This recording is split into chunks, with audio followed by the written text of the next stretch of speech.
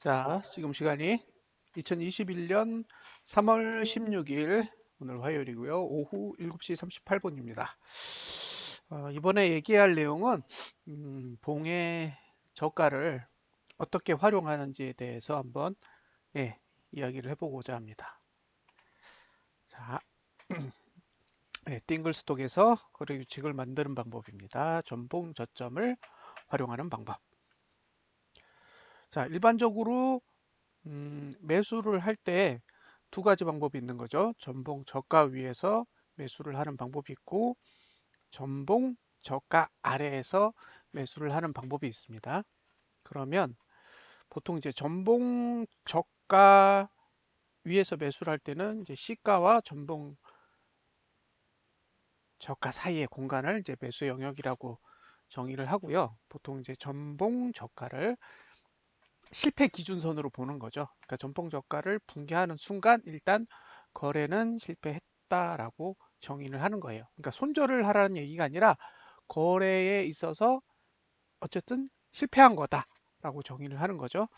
반면에 전봉 저가 아래에서 매수를 하는 경우에는 매수 영역 자체가 전봉 저가 아래에 있기 때문에 뭐 실패의 개념이라든가 그런 게 없어요. 그냥 매수하는 거죠. 자, 전봉 저가 위에서 매수를 할 경우에는 하단선의 위치가 전봉 저가 위에 위치해야 됩니다. 그러니까 전봉 저가 위에서 매수를 한다는 거는 단순하게 전봉 저가 위에서 매수를 하는 게 아니라 하단선 자체가 전봉 저가 위에 있어야 돼요. 그리고 매수를 했을 때 전봉 저가를 붕괴하면 안 됩니다. 왜냐하면 전봉 저가를 붕괴하지 않는 조건 하에서 매수를 하는 것이기 때문이죠. 만약에 전봉 저가를 붕괴를 하게 된다. 그러면 이 경우에는 손절을 할 수도 있고요. 그 다음에 홀딩을 할 수도 있고, 그 다음에 추가 매수를 할 수도 있어요. 그러면 이 손절과 홀딩, 추가 매수의 차이가 뭐냐? 만약에 여러분들이 가지고 있는 자금이 100%예요. 100%의 돈을 모두 투자했어요. 그러면 전봉 저가를 깨고 나서 할 일이 없어요. 왜냐하면 돈이 없기 때문에. 이렇게 100%의 자금이 들어갔을 때 주로 사용하는 방법은 손절입니다. 그리고 경우에 따라서는 홀딩 전략도 동일한 상황에서 발생을 하는 거죠. 나는 더 이상 투자할 돈이 없어.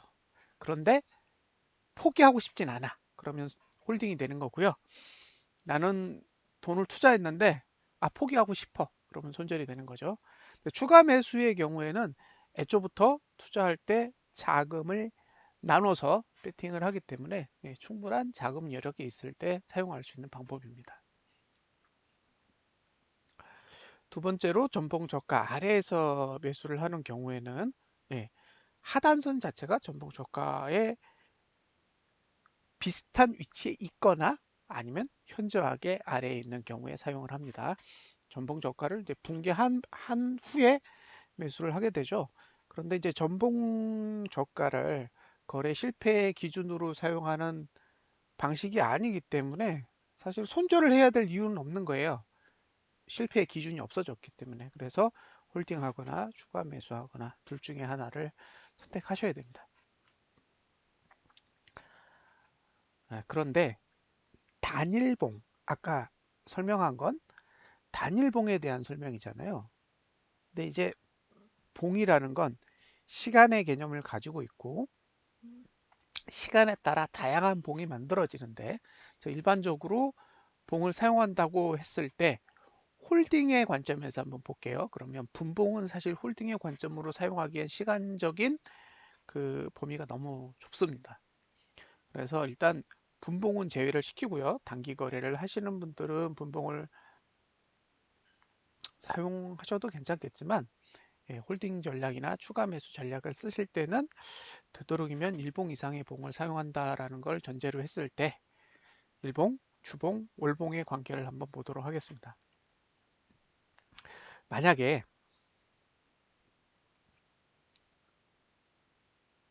전봉 저가 위에서 매수를 하는 경우가 있어요. 그런데 전봉 저가를 붕괴한 거죠. 그러면 일반적으로 손절을 생각해야 되잖아요. 실패를 했으니까. 그런데 주봉을 봤더니 전봉 저가를 붕괴하지 않았어요. 월봉을 봤더니 전봉 저가를 붕괴하지 않았습니다. 그러면 손절선을 옮길 수 있어요. 아, 나 이거 홀딩 해보고 싶어 라고 판단을 했을 때 그 손절의 기준점을 옮길 수 있다는 거죠. 근데 손절의 기준점을 옮긴다라는 것은 단순하게 가격의 변화만을 예, 추구하는 게 아니에요. 각각의 봉이 가지고 있는 시간이 있습니다. 예를 들면 일봉은 하루라는 시간을 가지고 있고요. 주봉은 일주일이라는 시간을 가지고 있고 월봉은 한 달이라는 시간을 가지고 있는 거죠.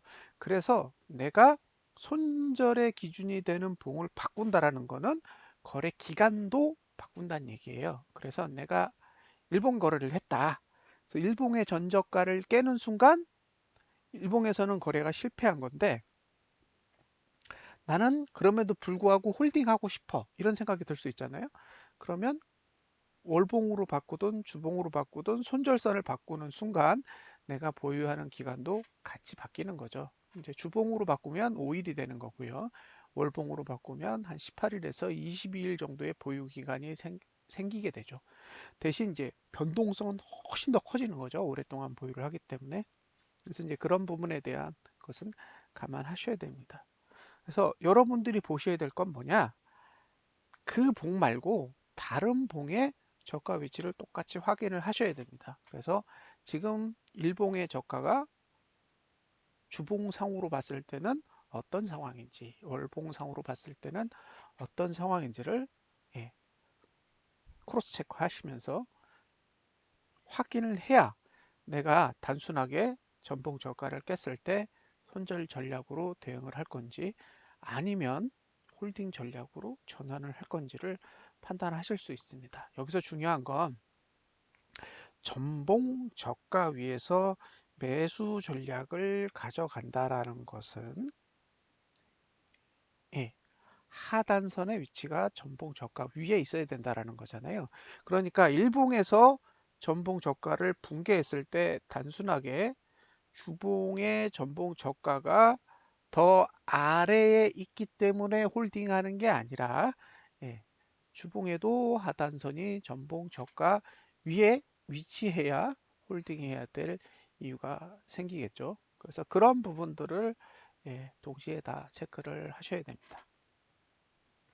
거래 조건에 보면 일봉상 전봉 저가 위에서 매수 전략 실행 후 전봉 저가를 붕괴했을 경우 일봉상 거래 전략으로 보면 손절이죠. 근데 주봉은 전저점이 붕괴되지 않았으니까 손절선을 주봉으로 이동시킨 뒤에 주봉이 가지고 있는 거래 기간을 활용하는 거죠. 월봉의 전저점도 붕괴되지 않았다면 손절선의 기준을 월봉의 전봉 저가로 바꾸고 거래 기간을 한 달로 확대할 수 있습니다. 그런데 주봉은 전저점이 붕괴되지 않았는데 월봉은 붕괴될 수도 있어요. 그러면 월봉은 제외하시면 됩니다.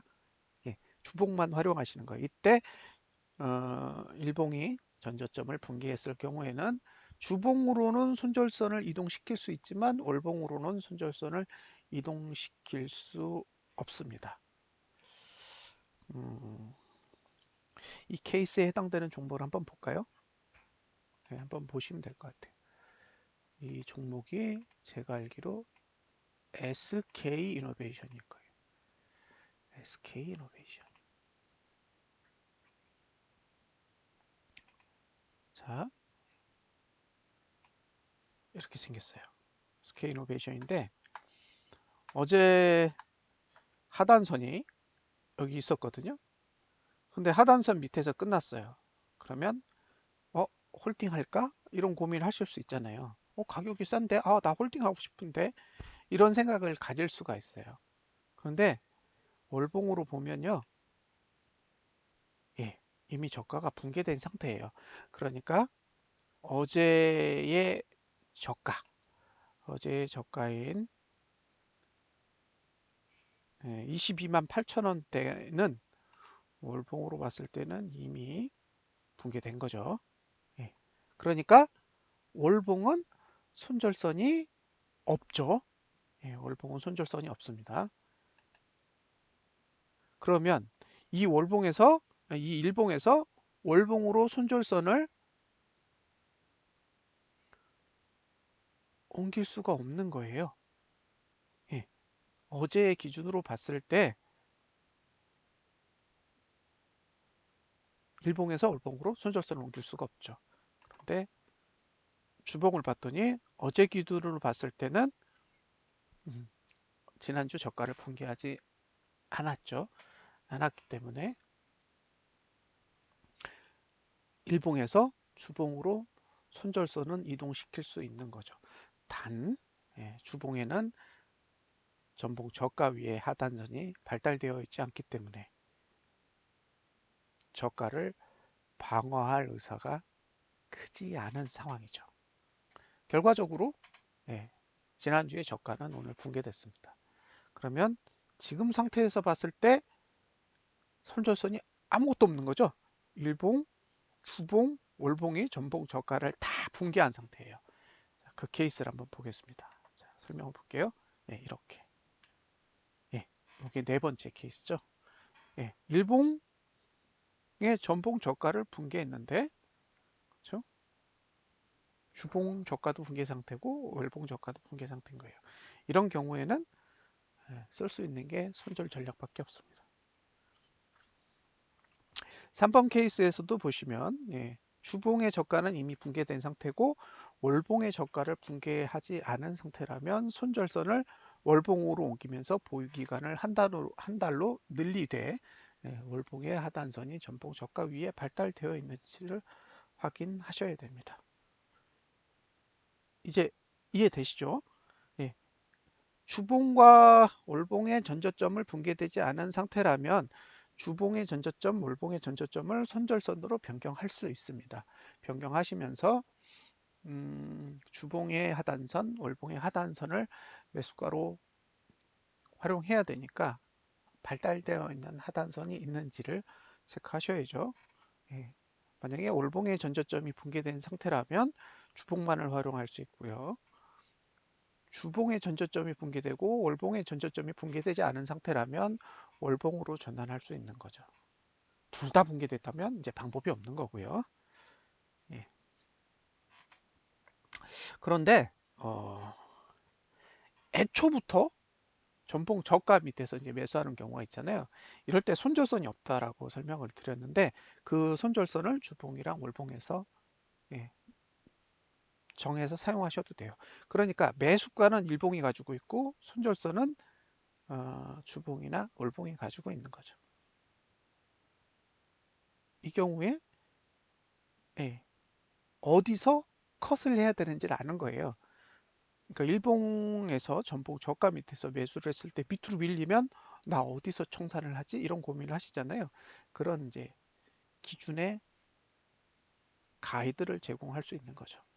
대신 이제 성공을 하면 보유를 해도 상관없겠죠. 그래서 전봉 저가 아래에 매수가가 있는 경우에는 손절선 자체를 주봉 또는 월봉의 전봉 저가를 활용할 수 있습니다. 단 아직 붕괴되지 않은 경우죠.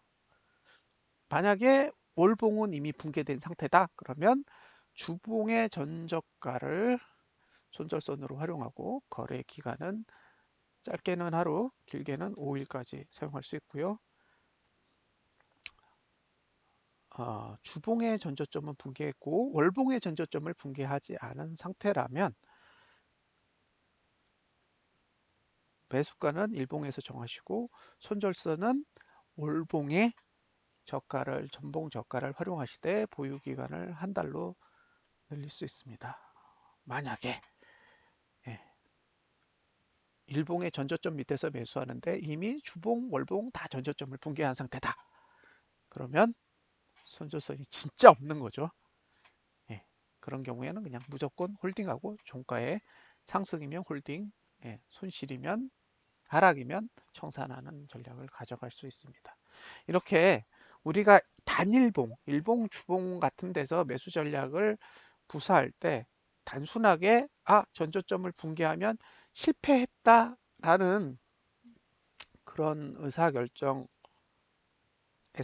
머무는 게 아니라 실패했을 경우에 주봉이나 월봉 등을 활용해서 다양한 규칙을 변경해서 사용할 수 있다는 점을 감안하시고 거래 전략을 세워보시기 바랍니다. 자, 이상으로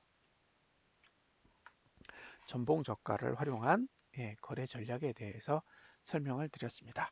예, 감사합니다.